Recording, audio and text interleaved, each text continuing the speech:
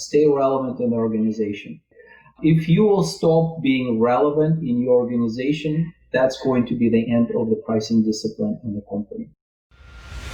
Coffee's for closers only. So we've established my proposal is sound in principle. Now we're just haggling over price. Let's see how much we're going for on eBay. Man, it's the same as Dunkin' Donuts. Costs 15 times the price. Welcome to Impact Pricing, the podcast where we discuss pricing, value, and the many-faceted relationship between them. I'm Mark Stiving. Today is the 5th episode of the season of Pricing Executives.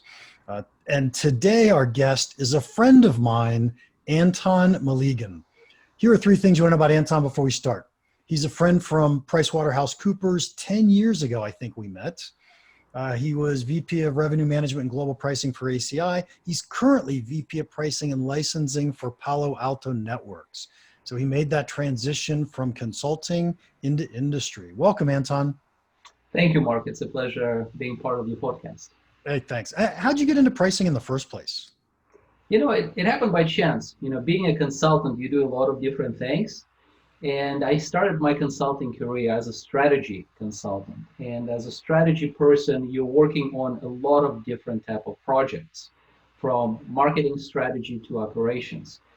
And I started focusing, one of the first projects I actually got was a business turnaround opportunity.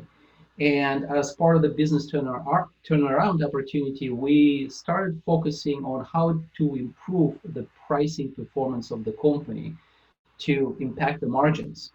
And that's when I came across pricing for the first time, right? Once I've done that project, then there were some other ones that followed, and I started doing a lot of work across different industries. It was high tech, it was consumer goods, healthcare. It was really exciting time, and I was focusing both on pricing and revenue management. A lot of people who fall into pricing find that the first time they did a pricing project, it was so impactful to the company that they said, oh, this is where I need to be. This is what I need to do. How did the pricing projects you do in terms of impact to your customers, how did that compare to other types of projects? It depends. So when I was a consultant, there were 2 types of projects. The ones that you just develop the strategy, you give your presentation and you walk away. And you don't even know what happened after, right? So whether they took your strategy, whether they did something with it, or how they would implement it. There were other types of projects that you actually stay on as a consultant and help to implement your pricing. And those projects are the most exciting because they really show the power of pricing and the pricing levers in the organization. And that's what actually also attracted me to a pricing discipline, because I could see that among many consulting projects I did in my life, pricing was probably one of the most impactful. Yeah. So why do you stay in pricing? That's what I love. That's what I have been focusing on for the last 10 years, and that's where I see myself developing. Yeah, and pricing also leads to a lot of other different opportunities. Being part of the pricing organization in a company like Palo Alto Networks or ACI or any other high-tech company puts you in the middle of a lot of different disciplines, right? So I work with product management team, I work with marketing, I work with sales, work with finance. I'm very close to our executive team. So you basically become one of those important centers in the organization. And it feels that you're impacting actually a lot from the standpoint of the performance of the company. That's why I love it, right? So I think that's absolutely true. And you've got this big title, right? You're VP of Pricing and Licensing. And yet I'll bet you go to product management or sales or marketing, you don't get to tell them what to do. Yes, you don't tell them what to do, but you work very close with them on defining what their strategy is going to be. From my standpoints, I look at pricing as an enabler of sales, first and foremost, right? it has to enable sales organization. And salespeople usually come to you with requests. They're asking for help. They're asking for the enablement. And they also understand that help has to come with a benefit to the organization, not with a cost, right? And that's what you're focusing on, right? So you basically try to help them to find the optimal solutions, so to speak. The marketing is an interesting animal too. Marketing people usually come to you or to me, with no idea what the pricing is. They all about the promotions, and the promotions is usually what it means. It means discounting, right? So, and you really need to think through in terms of what type of behavior is going to drive and what impact on the company is going to have, right? And and you have to work through that analysis with them, which they typically don't. So How much of your role or your team's role is around teaching people about value, helping them understand what value means to the customer and to products we build, to marketing messages we put out? So how much do you focus on value versus setting a price or determining the number we put on the product? it is an essential part of any pricing strategy project that I do or work, right? So I have a hard time of calling it a project since I'm working for a high tech company, but it is a project in itself, right? Because we are helping the product organizations and product people to develop a pricing strategy for a particular product. So when we engage with a product organization, we actually work with them side by side on development of the strategy. And the pieces that we're bringing to the table is the pricing methodology. One of them is value-based pricing, obviously, right? So we help them to build the value models. We help them to really understand how to position the product compared to the competitors, how to price it compared to the competitors. And then we drive into, the nuances of the pricing model and structures, as a follow-up. So it's part of every single study, Mark. Yeah, I find in my working with companies, the lack of understanding of value is so much more important than trying to put a number on a product. So I think it's very difficult to determine the value of your product. Very difficult, and I think that's one of the biggest challenges that the companies have, right? Especially the differentiating value. So yeah, absolutely. Absolutely. Let's talk about pricing people for a second. Do you have a team of people that work with you? I just started building the team at Palo Alto Networks. So when I joined Palo Alto, it was right before COVID. And so I started building the team, and then COVID came. We put everything on hold. And as we just opened up our budget for FY21, I got a permission to start building the team again. Okay. So in the past, you've had teams as well, I Yeah, assume. absolutely, absolutely.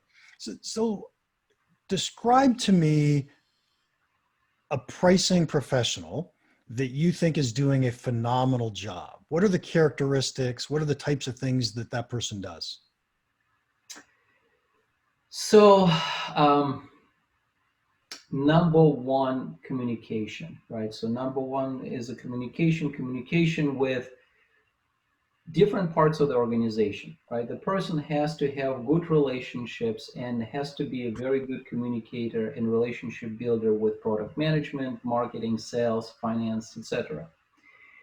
That's first and foremost. The second piece, I would say, which is very, very important, is driving the pricing studies in the organization. So, because the person has to be perceived as a leader, as someone who is knowledgeable about pricing, and that is extremely important. Because if a pricing professional is just average and has an average knowledge of pricing, well, he's probably not very different from any other product manager down there, right?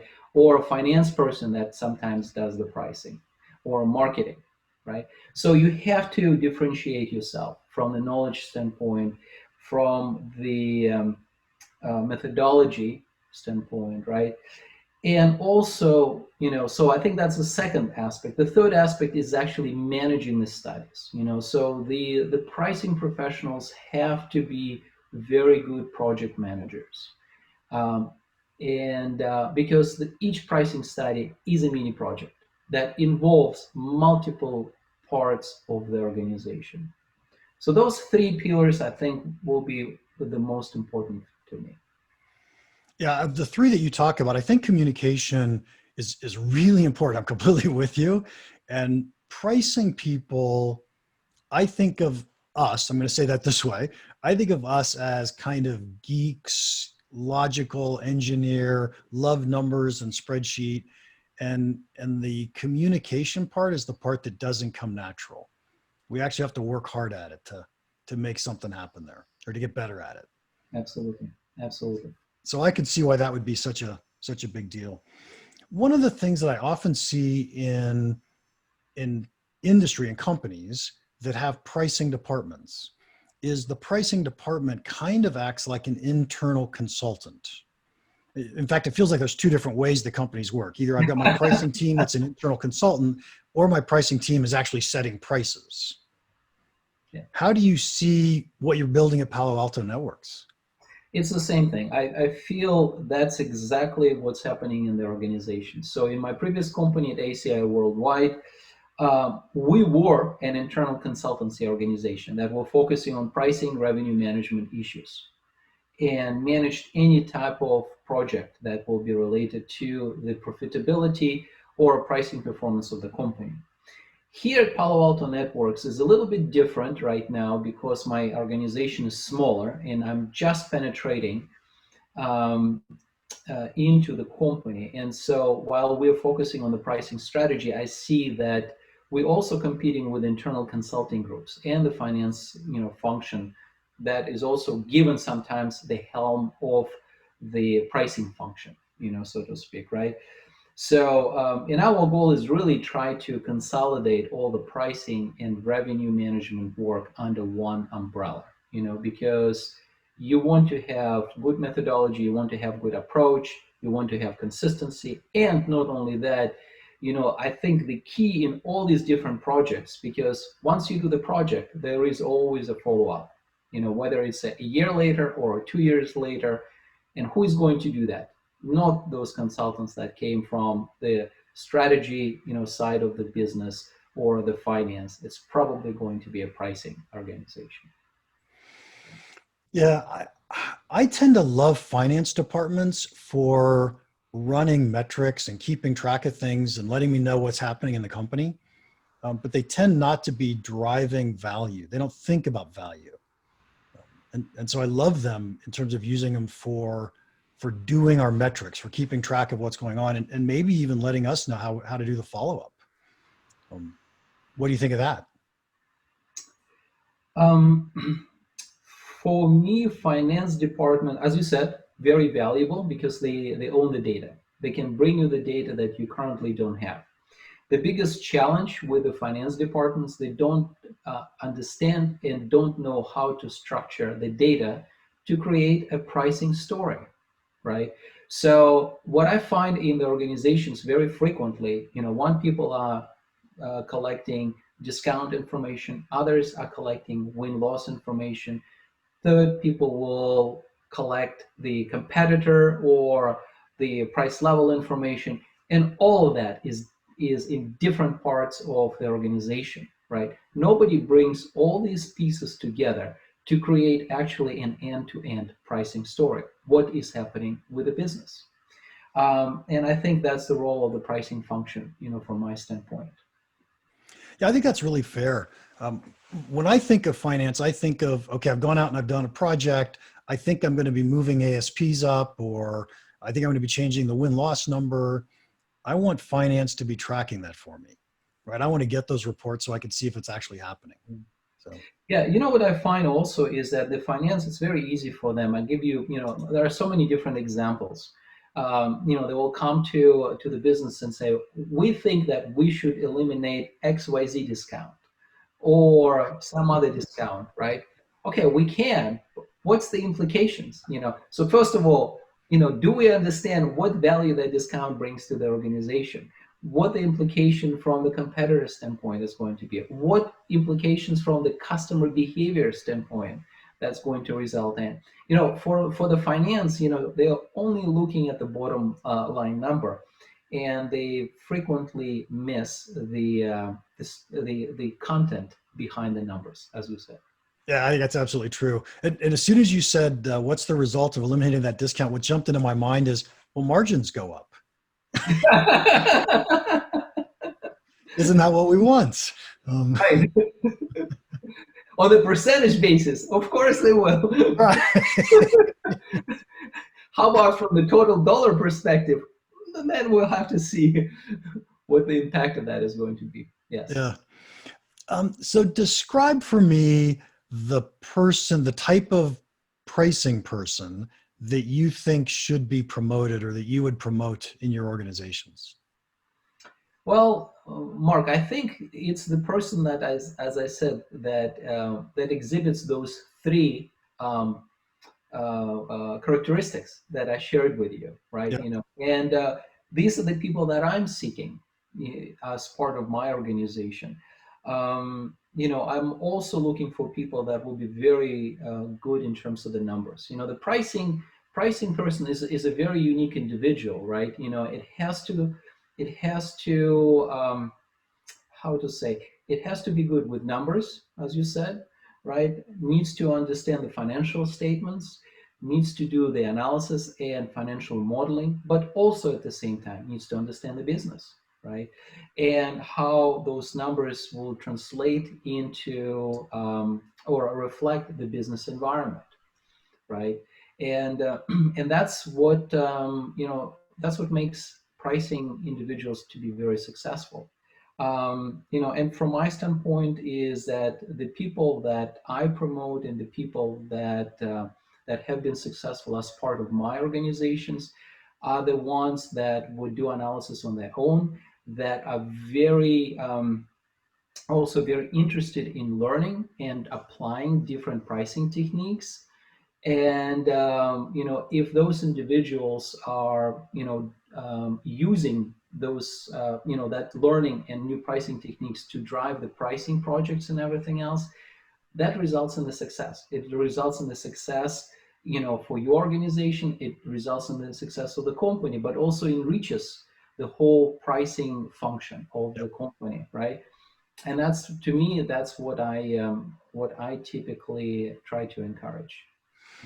Yeah, when I look at the three that you gave us, which were communications, driving pricing projects, and then managing the studies, I like the second one the best, right? And I say that because it feels to me like that differentiates people.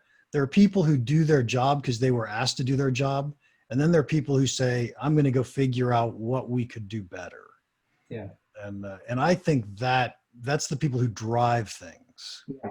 Well, it's a very interesting thing. What I have seen, at least in the high tech industry, because I talked to, for the last year, as I was interviewing for my function at Palo Alto Networks, I interviewed individuals from multiple different companies, in the high tech space.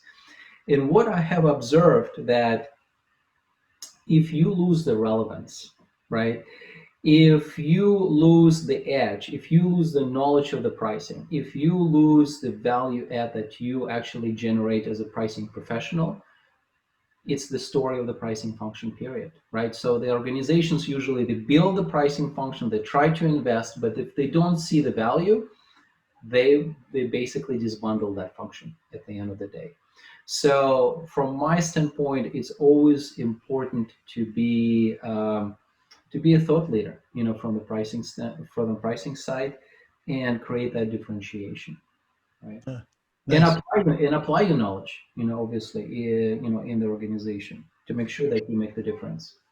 Do you think when you say being a thought leader, I often get the feeling that people who work in industry think pricing is what their industry is, and they don't go outside that much.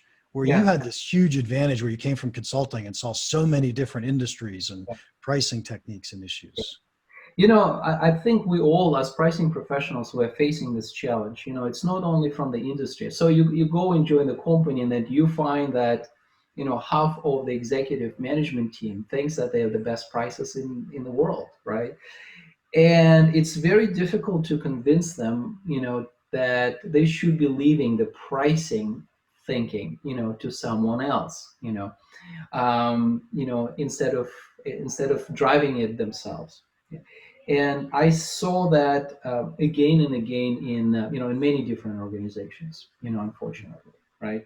Um, but I think it's driven by the fact because it has been such a huge vacuum from the pricing standpoint that the leaders had to step in and do that.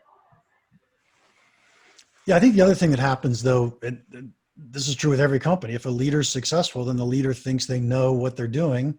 And so why would I give up this really important thing? So That's correct. That's correct. And in many cases, I can tell you one. We're doing a lot of different studies. Obviously, even in Palo Alto networks or at ACI, it's not always we can convince the executive leadership team. I think our role is basically develop the proposal, a recommendation, and have a discussion around this, right? And hopefully the company, is going to come up with the optimal, solution. And from my standpoint, in some cases, even if we don't, right, at least we know what our options are, and we can closely monitor the pricing performance, in the future, so that if situation will get worse, we can always revisit it. Yep. So.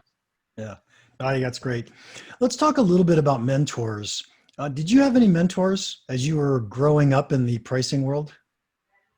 Unfortunately, not. No mentors. I have been a mentor myself, because a lot of people would reach to me and ask me to help them to develop some of the pricing skills, right? Obviously I try to be a mentor to my employees, first and foremost, right? Because, we bring, people into the organization that very frequently don't have any pricing skills whatsoever, so how do you develop them? How do you actually become a pricing professional? How do you enrich your skill set? I try to develop that journey map for every single employee, of my organization. But personally, I never had a mentor, and probably it's my fault because I've never seeked one. Yeah, I think it's a valid point that you have to go seek out a mentor, or at least be open to listening to people and asking them questions. So yeah, and I don't think I ever sought out a mentor, but I was lucky enough to have a couple fall in my lap that really, really helped me. So nice, and I'm glad that you're mentoring your people. So that's good. You're probably going to give me the exact same answer, but are there any pricing lessons that you wish more people knew? And pricing lessons, let me ask you, can you clarify that question? What do you mean a pricing lesson? Anything about pricing, anything that says, boy, I wish more people understood. I mean, I know how I would answer. Well, so let me tell you one thing. The first and foremost thing, and it's an interesting question, from my standpoint, when I interview people, the first question I ask, what is a pricing strategy? And I can guarantee when you ask that question, you are going to get as many answers as you actually ask that question, right? And I think we as a pricing professionals, we actually need to define what that means. Clearly define what that means. I don't think there is a clear definition out there. There are multiple definitions of the pricing strategy. And so a lot of people actually have a misconception of what the pricing strategy is.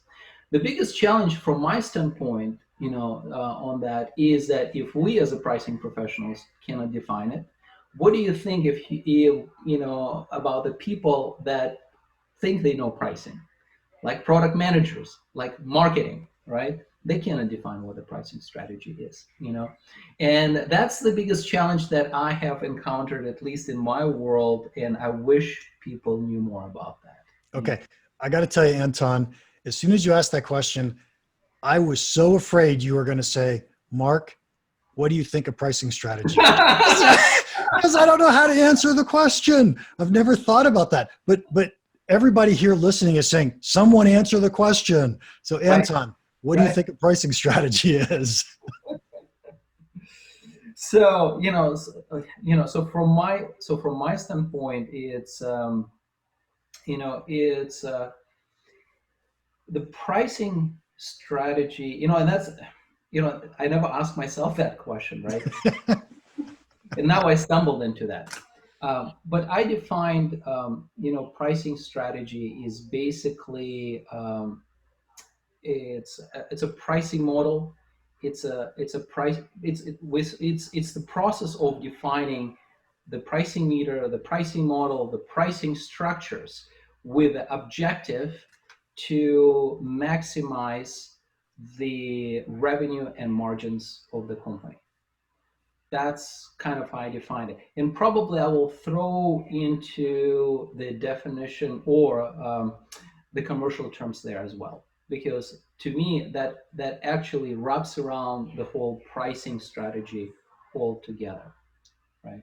So that's kind of how I define it. It's more technical versus anything else. Right? Well, and obviously it will include the price positioning, and price levels, of the product. so now that you gave me enough time to think about it, thank you. I would think that pricing strategy is the long-term decisions that we have to make, not the short-term tweaks. And if I were to give you examples, they would be things like, do we do price segmentation? What is our price positioning, right? Are we going to be a high price brand or a low price brand or a low price leader? How do we do promotions? Is it an EDLP thing or a high-low type pricing thing? So I think these are long-term decisions more than I need to adjust the price today, or today we're going to put on this promotion. Those are much more tactical type decisions. Yeah, no, absolutely. But that's why I'm throwing out there, the pricing meter, the pricing model, and the structures, the bundling, right? Into, because that's all long-term aspects of pricing. That's all long-term structures of pricing. The promotions could be long-term, but primarily it's a short-term. And I encountered people, they come to me and say, promotions is not pricing, Anton. So leave it to somebody else to do that. Okay, good. Hey, I'm having so much fun, but we're running over time. Sure. I've got to ask the final question though. Yes, absolutely. What's one piece of pricing advice you would give our listeners that you think could have a big impact on their business? I think the biggest pricing advice I would give, and it's not, how to say, it's not the approach, right? It's not something that you will need to do or look at your business, but from my standpoint is stay relevant, stay relevant in the organization, right? If you will stop being relevant in your organization, that's going to be the end of the pricing discipline in the company, right? Constantly look for the opportunities, and don't, from my standpoint, don't only limit yourself to pricing, because pricing is actually a much broader discipline. It's actually the revenue management. It's a value management in the organization too, right? And so that's kind of how you have to look, at the pricing. Look broader and stay relevant. That will be my advice. Absolutely brilliant answer. Thank you very much. You're very welcome. Thank you. So, Anton, thanks for your time today. If anybody wants to contact you, how can they do that? LinkedIn. That's the best way to do that. So they can find me on LinkedIn. I will be more than happy to respond to anyone. Okay. We'll certainly have your LinkedIn, your name spelled properly in the profile. Please do. All right. Episode 85, all done. This is the time in the show where I ask you very nicely to please leave us a review. These are very valuable to us. Good friend, Coach Wendy, left a review on Apple Podcasts, says, great info. Mark has a great way of explaining the business of pricing. I learned something new I can use every time. His wisdom has saved me from some expensive errors. Thanks, Mark.